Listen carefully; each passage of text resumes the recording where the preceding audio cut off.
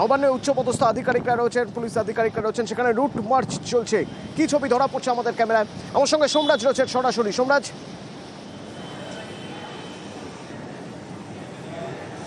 দেখো অতনু, তোমাকে এই মুহূর্তে ছবি দেখাবো। দেখতেই পাচ্ছ নবান্নের সামনে চলছে পুলিশের রুট মার্চ। কমব্যাট ফোর্স তারা রুট মার্চ করছে নবান্ন এবং তার সংলগ্ন এলাকায়। পুলিশের উচ্চ পর্যায়ের আধিকারিকদের নেতৃত্বে এই রুট মার্চ চলছে। সকাল থেকেই আমরা দেখতে পাচ্ছি গোটা নবান্ন নিরাপত্তার চাদরে মুড়ে ফেলা হয়েছে। নবান্নের সংলগ্ন যে গলিগুলি রয়েছে সেই গলিগুলিতে লোহার গেট বসানো হয়েছে। 12 থেকে 13 ফুট উচ্চতা সম্পন্ন এই যে লোহার গেটগুলি বসানো হয়েছে, যাতে নবান্নের সামনে কোনো বিক্ষোভকারীরা না আসেন। পাশাপাশি পুলিশের উচ্চ পর্যায়ের আধিকারিকদের নেতৃত্বে তুমি দেখতে পাচ্ছ যে কমব্যাট ফোর্সের তরফে যে রুট মার্চ, সেই রুট মার্চ চলছে। একদিকে দ্বিতীয় হুগলি সেতুর দিকে এই কিছুক্ষণ আগে রুট মার্চ করে গেছিলেন, এখন মন্দিরতলার দিকে যাচ্ছেন। তুমি জানো যে এই নবান্ন এবং তার সংলগ্ন এলাকায় প্রচুর বাড়ি রয়েছে, প্রচুর গলি রয়েছে। যে সমস্ত পুলিশ কর্মীরা রয়েছেন নিরাপত্তার দায়িত্বে তাদেরকে বারবার ব্রিফ করে দেওয়া হচ্ছে এবং তুমি দেখতেই পাচ্ছ যে গোটা নবান্ন এই মুহূর্তে নিরাপত্তার চাদরে মুড়ে ফেলা হয়েছে। নবান্ন থেকে যে মন্দিরতলা যাওয়ার রাস্তা, সেই রাস্তাও সিল করে দেওয়া হয়েছে। তার কারণ ইতিমধ্যে পুলিশের কাছে যেটা খবর এসছে, সাঁতরাগাছিতে জমায়েত শুরু হয়ে গেছে। তারা কিছুক্ষণের মধ্যে নবান্ন অভিযান শুরু করবে। তুমি দেখতে পাচ্ছ দফায় দফায় পুলিশের যারা উচ্চ পর্যায়ের আধিকারিকরা রয়েছেন তারা ব্রিফ করছেন, জেনে নিচ্ছেন কোন গেটে কারা দায়িত্বে রয়েছেন, তাদেরকে বুঝিয়ে দেওয়া হচ্ছে তাদের আজ কি দায়িত্ব রয়েছে। দেখতে দেখতে চট করে একবার নজর রাখবো হেস্টিংসে কিভাবে নিরাপত্তার কড়াকড়ি করা হয়েছে। হেস্টিংসের কি ছবি উঠে আসছে? বেলা 12টার সময় অমিত রয়েছে সরাসরি আমার সঙ্গে। অমিত,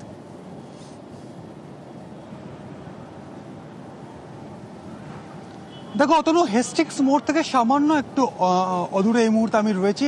এজেসি বোস রোড ও টার্ফ ভিউ ক্রসিং রোড, সেখানকার নিরাপত্তার ছবিটা এই মুহূর্তে দেখাবো। এখানে লালবাজারের উচ্চপদস্থ আধিকারিকরা যেমন রয়েছেন এবং একই সঙ্গে এখানে ওয়াটার ক্যানন, বজ্র, সমস্ত কিছু কিন্তু এখানে রয়েছে এবং একই সঙ্গে স্পেশাল যে ফোর্স রয়েছে কলকাতা পুলিশের, সেই ফোর্স রয়েছে। তো তোমাকে দেখিয়ে রাখবো যে এজেসি বোস রোডের আলিপুর রোডের যে ক্রসিং, সেখান থেকে কিন্তু এখানে গার্ডরেল দেওয়া শুরু হয়েছে।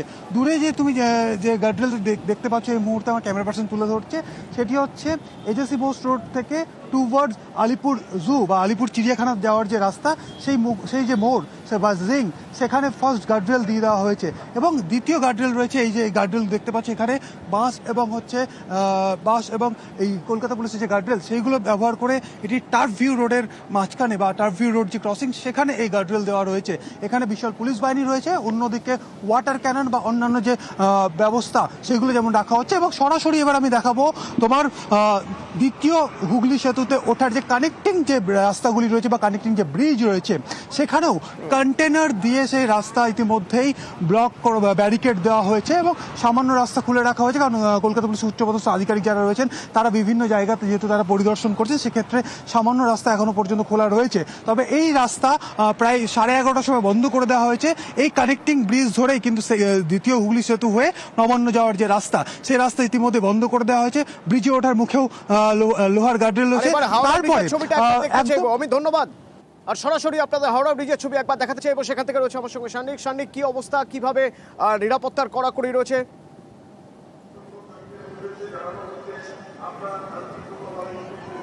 অতনু, অন্যান্য বারের মতো এবারও কিন্তু নবান্ন অভিযানের ঠিক আগেই হাওড়া ব্রিজ পুরোপুরি যান চলাচল বন্ধ করে দেওয়া হয়েছে।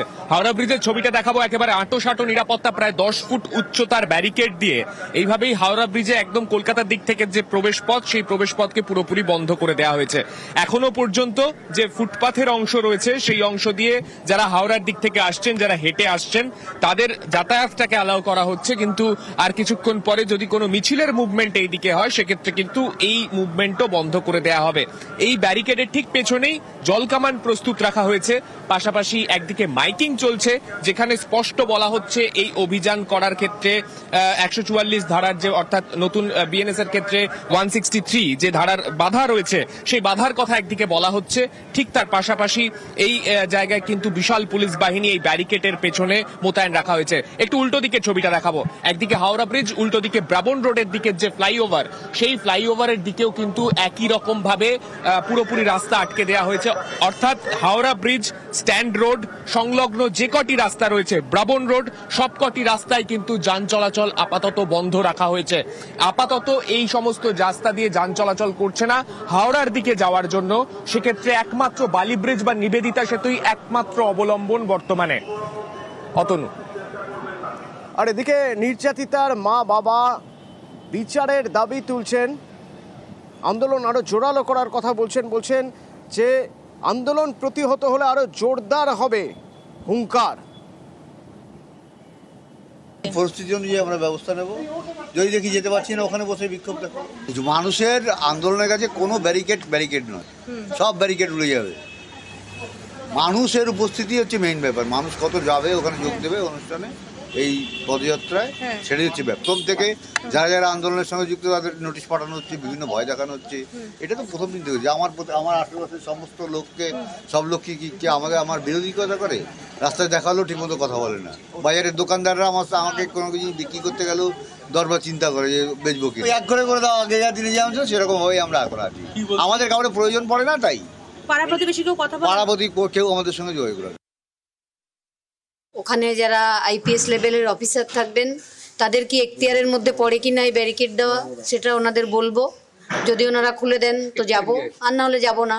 রানীর রাসমণিতেই বিশাল ব্যারিকেড না গেলে আমরা একটা ডেমো নবান্ন বানিয়েছি, আমরা সেটাই ওখানে বিসর্জন দেব। বিভিন্ন জায়গায় ধীরে ধীরে জমায়েত হচ্ছে। হাওড়া ময়দানের ছবিটাও একবার দেখবো এখান থেকে। হাওড়া ময়দান থেকে আমার সঙ্গে রৌনক থাকবে, রৌনকের সঙ্গে কথা বলবো। তবে তার আগে একবার সেই ছবি আপনাদের দেখে রাখতে চাইবো।